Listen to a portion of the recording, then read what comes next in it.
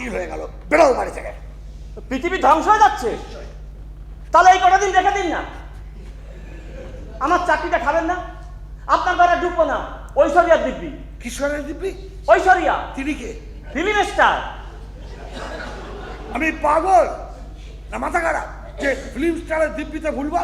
একটা গোয়েন্দা আমার মাথার ওপর দাঁড়িয়ে থাকবে কি ব্যোমকেশ না ফেলুদা, একটা টেরা চোখ সবসময় আমার দিকে তাকিয়ে থাকবে আর সবসময় তাল খুঁজবে আমার কি জ্ঞানানো যায়, তাও আবার যৌথ উদ্যোগে? না না না না, এইরকম একটা বায়োলজিক্যাল প্রোডাক্টকে আমি আবার কেন পুষবো?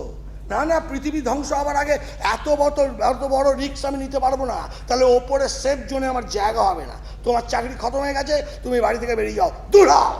আচ্ছা, বিনা দোষে আপনি একজন চাকরি খেতে পারেন? কি প্রমাণ আছে আপনার কাছে? আপনার লুকোনো টাকা পয়সা সম্পত্তি, এতে আমার কি? আমি কেন সবের কন্ট্যাক্ট নেব?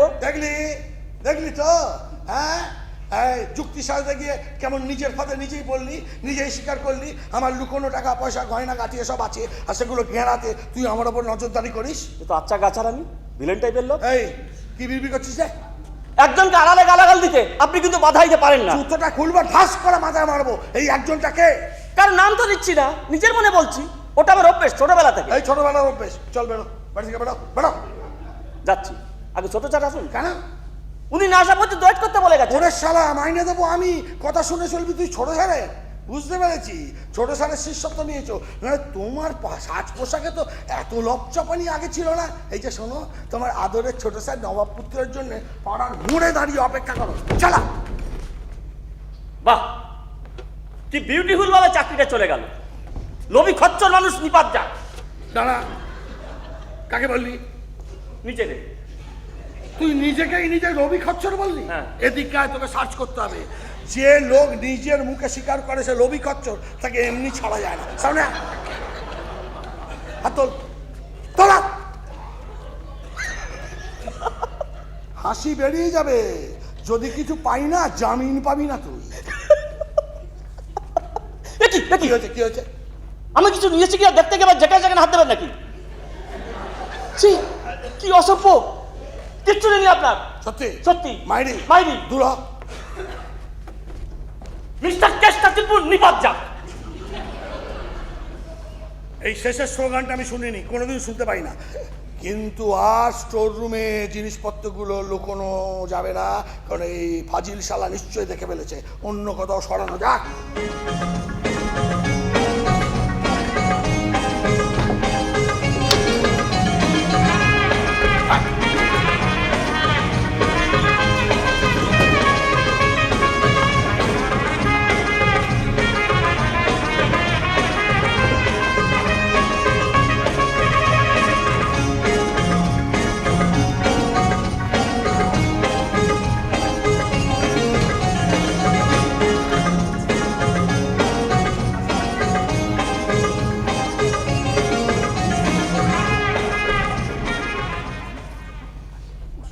দেখি তোমরা কতক্ষণ এসছো?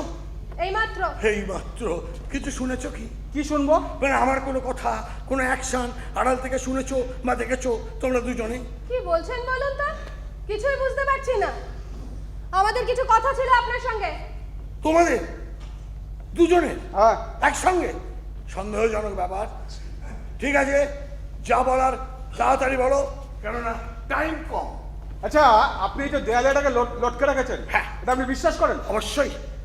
2020-তে পৃথিবী ধ্বংস হয়ে যাবে? নিশ্চয়ই, 100%। এটা অন্তর দিয়ে বিশ্বাস করে আপনি তো দিব্যি খাওয়া দাওয়া করতে পারছেন। কেন পারবো না? বলির আগে বলির পাটা কচর মচর করে কাঁঠার পাতা চিবায় না?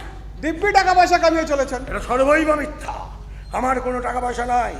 নোট বাতিল হয়ে যাবার পর আমার হাত বিলকুল ফাঁকা। তোমাদের এই সমস্ত কথাবার্তার জন্য আর যে পরিমাণ অর্থ তোমরা ভাই বোনেরা নিজেদের পক্ষে ব্যবহার করছো, তাতে নিঘাত কেউ একজন ছুরি হাতে আমার বাড়িতে ঢুকে পড়বে আর কাচাট করে আমার গলাটা কাটবে, এই ভেবে যে আমি একটা টাকার কুমির। আমরা উল্টো পাল্টা খরচা করি? নিশ্চয়ই। তোমাদের ভাই বোনেদের পা থেকে মাথা পর্যন্ত যে ব্র্যান্ডেড মালগুলো আছে তার দাম ধরলে নতুন একটা ব্যবসা খোলা যায়। যাকে ছাড়ো, তোমরা এসব বুঝবে না। তোমাদের যা বলার তাড়াতাড়ি বলো। আমরা বিয়ের ব্যাপারে আপনার সঙ্গে কিছু কথাবার্তা বলতে চাই। বিয়ের ব্যাপার? সে কি, আমারই তো বিয়ের ব্যাপারে তোমাদের কাছে কিছু কথাবার্তা ছিল। আপনি হ্যাঁ বিয়ে নিয়ে? হ্যাঁ। সে কি? এ কি ঘাবড়ে যাচ্ছে কেন? না না, আপনার পছন্দ নিয়ে আমাদের দুজনেই তো একটু সন্দেহ আছে, তাই ভয় হচ্ছে। ও, তা আমার পছন্দটা একটু মিলিয়ে দেখলে হতো না, যে তোমাদের সত্যি সেটা ভয়ের বিষয় কিনা। আমার পছন্দের সাথে আপনারটা কিছুতেই মিলবে না, মিলতে পারে না। আচ্ছা আগে শুনে নিন, আমার আগে শুনে নিন, আগে শুনে নিন, শুনে নিন। দেখেছো, অতই বুদ্ধিমানের মতো কথা বলেছে পলাশ। আগে শুনে নি, ও বুদ্ধিমানের মতো কথা বলেছে। আমি দেখেছি পলাশ, যারা সব ব্যাপারে আগ বাড়িয়ে প্রতিবাদ করে না, তাদেরই সবচেয়ে আগে কিনে নেওয়া যায়। যাকে ছাড়ো। হ্যাঁ, একটা সম্বন্ধ এনেছে আমার পরিচিত একজন স্কুল শিক্ষয়িত্রী, মন্টেসরি স্কুল টিচার। কেন এনেছে কে জানে, নিশ্চয় তার ধান্দা আছে।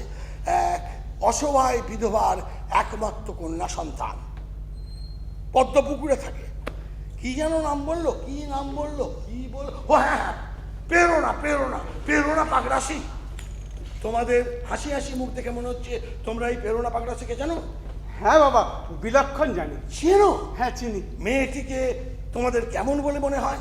ও বলবে, বলো। চমৎকার, চমৎকার, যেমনই লড়াকু তেমনই মর্যাদাময়ী। সাদাময়ী। আচ্ছা, দেখতে শুনতে কেমন? চলন বলুন, হাব ভাব। অপূর্ব, অপূর্ব, অপূর্ব লাবণ্যময়ী, অপূর্ব লাবণ্য, প্রাঞ্চাঞ্চল্যে ভরা, খুব মিষ্টি স্বভাবের মেয়ে। মিষ্টি স্বভাব। আচ্ছা, এ বাড়ির বউ করে তারে আনা যেতে পারে? হ্যাঁ হ্যাঁ একটা সুন্দর সংসার গড়ে তুলতে পারবে সে? হ্যাঁ, নিশ্চয়ই পারবে। হ্যাঁ। ও মানে উনি না পারলে আর কেই বা পারবে? উনি না পারলে কে পারবে? কিন্তু একটাই মুশকিল। কি কি কি মুশকিল বাবা? মুশকিল হচ্ছে যে মানানসই যৌতুক দেবার মতো আর্থিক অবস্থা মেয়েটির পরিবারে নাই। মেয়েটির মাকে বলে দেখা যেতে পারে যে যৌতুকের ব্যাপারটা উনি নতুন করে ভাবতে পারেন কি না। বলছিলাম কি বাবা, হ্যাঁ। যে এইরকম একটা মিষ্টি স্বভাবের মেয়ে পাওয়া গেলে হ্যাঁ। টাকা পয়সাটা কি খুব একটা ফ্যাক্টর হবে? বলছো? হ্যাঁ বাবা। কিন্তু যৌতুক ছাড়া বিবাহ তো আমার ফিলোসফিতে নাই। যৌতুক ছাড়া বিবাহ করা কি উচিত পলাশ? নিশ্চয়ই উচিত, হ্যাঁ। 100 বার উচিত। এইরকম একটা মেয়ে যখন ঠিক ঠিক ঠিক, এইরকম একটা মেয়ে যখন, এটাই পয়েন্ট। ওরে পলাশ, হ্যাঁ বাবা। পুলকিতা, বাবা তোমাদের মা মারা গেছেন আজ বছর 16। সেই থেকে বাড়িটা ফাঁকা, আমিও ফাঁকা। পৃথিবী তো ধ্বংস হতে চললো। 2020-তে পৃথিবী শেষ। প্রলয়ের আগে কোনো বাসনাই অপূর্ণ রাখতে নাই। তাই যৌতুক পাই আর না পাই, অসহায় বিধবার একমাত্র কন্যা সন্তানটিকে বিবাহ করে বাড়িতে নিয়ে আসি। মানে আপনি বলতে চাইছেন প্রেরণারে বিবাহ করি। যে আপনি নিজে? আমি নিজে। তোমরা তো বললে তোমাদের সঙ্গে আমার পছন্দ মিলে গেছে। আপনি আপনি এই বয়সে একটা হাঁটুর বয়সী মেয়েকে বিয়ে করতে চাইছেন? ছি ছি ছি ছি ছি ছি ছি ছি ছি। অত চিৎকার করো না তো। আমাদের প্রাতঃস্মরণীয় মহাপুরুষরা বিবাহের ব্যাপারে যে কীর্তি করে গেছেন, আমি তো তার প্রতিবাদ করছি মাত্র। মহর্ষি দেবেন্দ্রনাথ কত বছর বয়সে বিবাহ করেছো তুমি জানো? না। 12। হ্যাঁ, হ্যাঁ, শিবনাথ শাস্ত্রী 12, কেশব সেন 18, বঙ্কিমচন্দ্র আরো কেলো করে ফেলেছে রে পলাশ, 11। এই মহাপুরুষদের এই অল্প বয়সের বিবাহের বিরুদ্ধে এই প্রাণকেষ্ট প্রত্যার যদি তার 66 বছর বয়সে নতুন করে পুনর্বিবাহ করে, তাহলে কলকাতা কর্পোরেশন একটা নাগরিক সম্বর্ধনা থেকে তাকে তো অভিনন্দন জানানো উচিত। বাবা গো, কে গো? আমার একই হলো গো। পলাশ, তোমার শরীর খারাপ হচ্ছে বাবা? যাও রান্নাঘরে গিয়ে বড় এক গ্লাস জল খেয়ে নাও। যাও চলো। দাদা দেখে লাভ নেই, তুমি যাবে না। দেখে লাভ দাদা আমি বললাম তুমি যেও না। দেখে লাভ নেই। ওর বিদ্রোহের বেলুন ফিস হয়ে গেছে। তোমার বিবাহের ব্যাপারে তোমার সঙ্গে ডাইরেক্ট একটু কথাবার্তা বলি। বসো। বসা। আমি তোমার সঙ্গে তোমাকে রাধেশ্যাম সেনের হাতে তুলে দেবো ভাবছি। রাধেশ্যাম? শিস, কি বিশ্রী নাম। তা তিনি কে? তিনি হচ্ছে অত্যন্ত বিচক্ষণ, অভিজ্ঞ, বিত্তবান একজন ব্যক্তি। বউবাজার তার বিরাট সোনার দোকান, বার্ষিক টার্নওভার 28,37,00,000, কিন্তু কোনো ওয়ারিশান নাই। কেননা তার প্রথম পক্ষের স্ত্রী গত হয়েছেন বছর 8 বালাই 60। তারপর থেকে তিনি আর বিবাহ করেন নাই। সমস্ত সম্পত্তির ওয়ারিশান হবে তুমি। তবে দোষের ব্যাপারে তার কিঞ্চিত বয়স হয়েছে, বেশি না। উনি আর তোমার চেয়ে কত বড় হবেন? বেশি বড় হবেন না, 35। মাত্র 30। মাত্র 30। যাও, প্রলয়ের আগে নিশ্চিন্তে বিবাহিত জীবন যাপন করো, তারপর যা হবার হবে যা। আচ্ছা, আপনি পিতা না অমরেশপুরি? নানপুরি? সরি, পিতা না জল্লাদ? হ্যাঁ, যৌতুক লাগবে না বলে নিজের মেয়েকে একটা বুড়ো দোজবরের হাতে তুলে দিতে চাইছেন? আমাকে মাফ করবেন, এই বিয়ে আমি করতে পারবো না। জেন্ডার বিপর্যয় না হলে বলতাম তুমি করবে না, তোমার বাপ করবে। এক্ষেত্রে যখন তা সম্ভব নয়, বিয়েটা করে ফেলো পুলি। এই বিয়েটা করার থেকে না আত্মহত্যা করা ভালো। এই আত্মহত্যা অত্যন্ত কঠিন ব্যাপার, অত্যন্ত সাহসী ব্যাপার। তুমি পারবে না, কারণ তুমি তোমার মার মতো ভীতু। তোমার মা 8 বার চেষ্টা করেছিল, একবার পারেনি। তুমিও পারবে না, বিয়েটা করে ফেলো পুলি। অসম্ভব, অসম্ভব, কে জানো অসম্ভব। বলেছে? কে জানো? ও নেপোলিয়ান বলেছে পৃথিবীতে সবই সম্ভব। আপনি তো ফ্যাসিস্ট। কিসিস্ট? হিটলার। ও, এই লোকটার নাম শুনেছি। এই একটা মাছি গোপ আছে না লোকটার? স্যার, স্যার অসময়ে ডিস্টার্ব করতে কিছু মনে করবেন না স্যার। মানে কালকের ক্যাশ বুকে সইটা না করলে না আজকে এন্ট্রিটা করতে পারছি না। তোমার কাছে পিছিয়ে গেছি। একটি বিষয়ে হ্যাঁ স্যার। আমার এবং পুলকিতার মতের মিল হচ্ছে না। তুমি এর মধ্যে মধ্যস্থতা করো। তুমি কি দোল গোবিন্দের মধ্যস্থতায় রাজি? হ্যাঁ কি না? হ্যাঁ, হ্যাঁ, ঠিক আছে। রাজি। স্যার ওই গোলযোগটা কি? বলছি, আমি আমার মেয়েকে একজন বিত্তবান অভিজ্ঞ ব্যবসায়ী হাতে তুলে দিতে চাই। বউবাজারে তার বিখ্যাত সোনার দোকান। দোষের মধ্যে তার কিঞ্চিত বয়স হয়েছে, আর এই অপদার্থ অবুঝ মেয়ে বলে কিনা এই বিবাহ সে করবে না। কেন পুলকিতা দেবী? কোনো বাবা তার নিজের মেয়েকে টাকার লোভে একটা বুড়ো দোজবরের হাতে তুলে দিতে চেয়েছে, এমনটা আপনি দেখেছেন? কিন্তু পিতা হিসেবে উনি তো আপনার ভালোই চান। বলো। উনি তো কোনো বেঠিক কাজ করেন না। বলছো? উনি বাবা রে বাবা।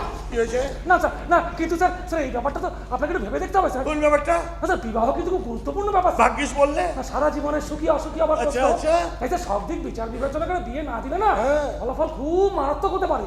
কি স্যার?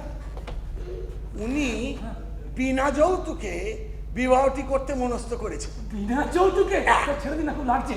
হ্যাঁ, স্যার, এটা তো দারুণ কথা। এই পুলকিতা দেবী, এটা কিন্তু আপনার মেনে নেওয়াই ভালো। কি মেনে নেওয়া ভালো? হ্যাঁ, 30 বছর বয়সের ফারাক, মনের মতের চিন্তার ভাবনার একটা বিরাট ফারাক থেকে যাবে না? উনি বাবা রে বাবা। কি হচ্ছে বলো দেখি, এটা কি না, হচ্ছে? না স্যার, এখনো পর্যন্ত সেরকম বড় কিছু হয়নি স্যার। হ্যাঁ। কিন্তু স্যার এই ব্যাপারটা তো আপনাকে একটু ভাবতে হবে স্যার। কোন ব্যাপারটা? স্যার বয়সের এই বিরাট ফারাকটা তো সবাই খুব সমালোচনা করবে। আরে দূর, কি? সমস্ত সম্পত্তির ওয়ারিশ হবে আমার মেয়ে। তুমি দেখো না, স্যার। টাকা থাকলে টাকলা লোকেদের লোকে সুকেশ বলে ডাকে। হ্যাঁ স্যার, আমাদের পাড়ার ওই হারাধন বাবু মাথায় একটাও চুল নেই, ওই নামে ডাকে স্যার। স্যার এটা যা বললেন না স্যার, জবাব নেই স্যার। এই পুলকিতা দেবী, এটা কিন্তু সবার মুখ বন্ধ করে দেবে। আমার মুখ নয়, হ্যাঁ আমার মুখ নয়, কারণ উনি নিজেই না যৌতুক ছাড়া একটা কোচি মেয়েকে বিয়ে করতে চলেছে। যৌতুক ছাড়া? এই ভুলুটা রাখছে কেন? কেডুকা বাড়িতে? এই কেডুকা তুই বাড়িতে? বোঝাও ওকে, বোঝাও। কে রে? কেডুকি বাড়িতে? কে? কে? ওরে বাবা রে বাবা, ডাকার কি চিড়ি যেন ভুলুকে ডাকছে। বলো বলো বলো। পেন্ডুলামের মতো দুধছ কেন? হ্যাঁ, একবার বাবার দিকে, একবার আমার দিকে। কি মতলব কি তোমার? হ্যাঁ, কি মতলব? তুমি কি চাইছো? ওই বুড়ো দোজবরের কাছে সাথে আমি বিয়ে করি? পাগল নাকি পুলি? হ্যাঁ শোনো পুলি, পৃথিবীতে এক শ্রেণীর লোক থাকে যারা ভীষণ একগুয়ে, বদমেজাজি, সমালোচনা একদম সহ্য করতে পারে না। তোমার বাবাটা না সেই ধরনের লোক। সামনাসামনি প্রতিবাদ করো, মুখে একেবারে নুড়ো জেলে দেবে। কিছু একটা অন্য কিছু করতে হবে। এই ছাড়ো না, ছাড়ো না, ছাড়ো না। এই ওই যৌতুক ছাড়া কচি মেয়েকে বিয়ে দেওয়াটা কি বলছিল গো? ওরে বাপ রে কেন বাপ! কেন কেন কেন কেন? আর বলুন। কি কি কি? আরে দাদা পছন্দ করে একটা মেয়েকে, উনি হ্যাঁ। কোত্থেকে খবর টবর পেয়ে না নিজেই বিয়ে করতে চাইছে। এই রে, সর্বনাশ করছে। গ্যাসবুকটা ফেলে দিলে তো? হ্যাঁ, ফেলে দিলাম। প্রণাম করো। এই দেখো, শুধু প্রণাম। এই পুলি, এরপর তো তোমাকে নিয়ে মেদিনীপুরে পালিয়ে যাচ্ছে না, কোনো রাস্তাই নেই গো। এ বাবা, এ বুড়োটা তো বয়সের ফারাক ফারাক কিছু বোঝেই না। এই রে, বয়সের ফারাক দাঁড়ি হোক, আপনাকে কিন্তু আপনার পিতার কথা মেনে চলতে হবে। কেননা উনি একদিকে আপনার মায়ের অভাব পূর্ণ করছেন, অন্যদিকে আপনার বাবার দায়িত্ব পালন করছেন। তাছাড়া উনি বিনা যৌতুকে আপনার বিয়েটা দিতে পারছেন। Sir, sir. গোবিন্দ, হ্যাঁ স্যার। কি বোঝাচ্ছ তুমি? তোমার মতো কর্মচারীর জন্য আমার গর্ব হয় গোবিন্দ। এই যে শোনো, দোল গোবিন্দ যা বলছে সব কিছু শুনবে। তোমার ওপর খবরদারি করার যে অধিকার ভগবান আমায় দিয়েছেন, এই মুহূর্তে পাওয়ার অফ অ্যাটর্নি করে সেটা আমি দোল গোবিন্দকে দিয়ে দিলাম। এখন থেকে দোল গোবিন্দ যা বলবে তুমি তাই শুনবে, ঠিক আছে? পালাবার চেষ্টা করবে না। দোল গোবিন্দ, আমি দোকানে যাচ্ছি, তুমি বুঝিয়ে বাজিয়ে চলে এসো।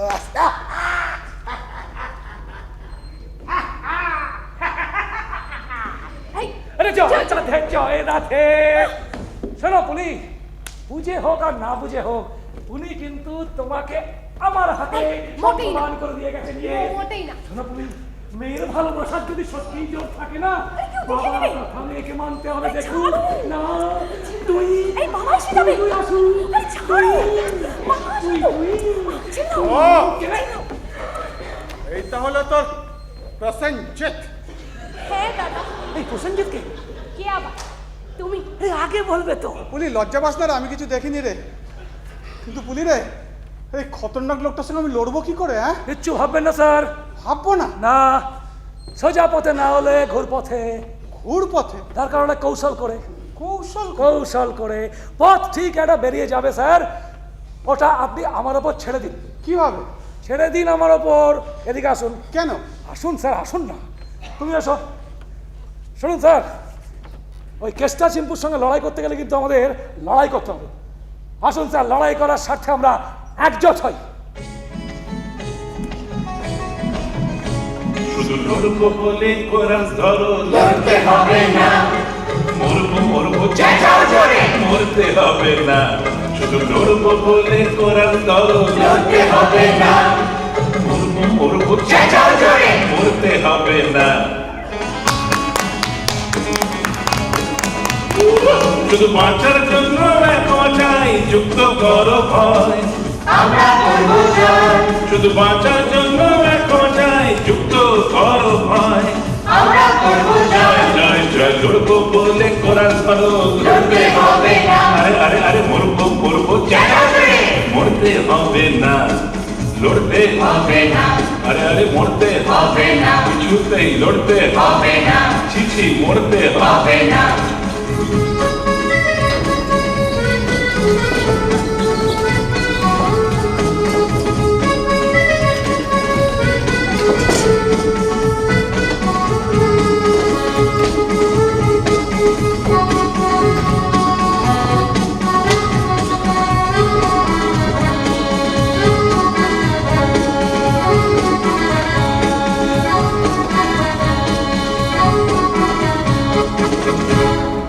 কে করলো দোষ? কেন বোবানন্দ ঘোষ? এইরকম গাছ হারামি বদ বুড়ো আমি আর দুটো দেখলাম না। সারাদিন টাকার দান্দায় ঘুরছে আর শুধু মাল গোছাচ্ছে। ও লুকোনো মাল থেকে যদি কোনোদিন কিছু ঝাড়তে পারতাম, উপরওয়ালা খুশি হতো। খুব খুশি। কিন্তু শকুন, ওই শকুনের ভাগাড়ে হাত দেওয়া চারটেখানি কথা সব শালা ফেল মেরে যাবে। মাঝখান থেকে কিচ্ছু করার আগে আমার সঙ্গে চাকরিটা চলে গেল। চাকরি এখন ছোট তার সঙ্গে দেখার তো উপায় নেই, তাকে তো সব বলতে হবে। আরে তার কাজ করতে গিয়ে তো আমার চাকরিটা গেল। ওরে বাবা, তার কি কোনো দায়িত্ব নেই? আর দায়িত্ব? বাড়িতে ঢুকতে না দিই, বাইরে থেকে যদি একা একা দোকান বাজার এসব করার সুযোগটা না পাই, তো আমার চলবে কি করে? গালি গালি কে গেল। ও গেলো না, ও গেলো না, গেলো না, এদিকে এসো, এদিকে।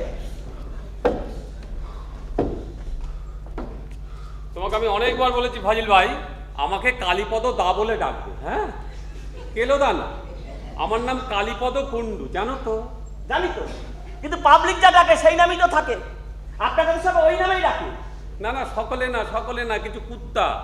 আচ্ছা, কুত্তা জায়গায় তুমিও তাই খাও তো? দাঁড়াও। এ বাবা, ভুল হয়ে গেছে, কেলো দাও, সরি, কালি বলো। আচ্ছা, তোমরা যে লাখ 30 টাকা ধার করে ব্যবস্থা করতে বলেছিল, হ্যাঁ, সেটার কি হলো? ব্যবস্থা একটা হয়েছে। হয়েছে? হ্যাঁ, কিন্তু নেবেটাকে? তুমি নিশ্চয়ই নাও। পাগল, একসঙ্গে 3000 দেখলাম না তো, হ্যাঁ। 30 লাখ। তা কে? তবে যিনি নেবে, হ্যাঁ। তার বাপের অগাধ সম্পত্তি, হ্যাঁ। বাবাকে না জানিয়ে ব্যবসা করছে। আচ্ছা। তাই মার্কেট থেকে টাকা ধার নিচ্ছেন। জায়গাপত্র দেখা হয়ে গেছে সব। জায়গা তো সব দেখা হয়ে গেছে। বাবার অগাধ সম্পত্তি, হ্যাঁ, এটা একটা স্ট্রং পয়েন্ট। কিন্তু ফাজিল ভাই, যিনি টাকাটা ধার দেবেন তার যে কতগুলো শর্ত আছে, সেটা তো আমার তাকেই বলতে হবে।